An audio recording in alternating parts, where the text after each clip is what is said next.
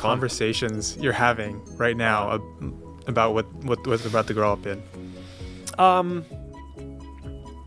Well, I mean, it comes up in a bunch of different things, but in our family, we build a lot of robots.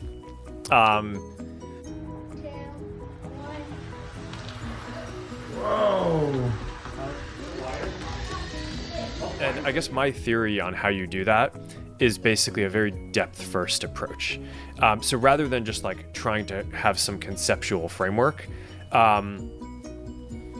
you complete a project, right? So like you will learn a lot by building a robot. Like whether you actually care about robotics after that is completely incidental to like you took a problem, we decomposed into all these things, we needed to figure out like the design for the 3D printing, and she needed to get the printers to work, and then like and then we needed to like get the Raspberry Pi to work, and it's like, okay, we're like learning a lot about wheels right now, right? It's like, okay, we're gonna do treads, are we gonna do wheels? Like how many wheels? Like how do you want the, you know, so and that stuff, I think you basically, it's like you're learning how to decompose problems, how to debug things.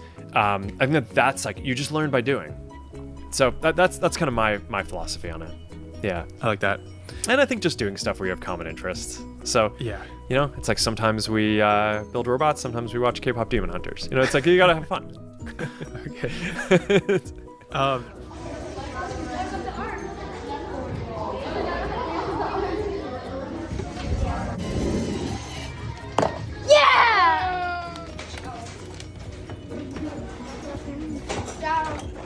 Oh wait,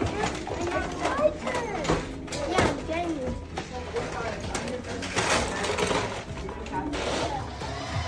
Come on.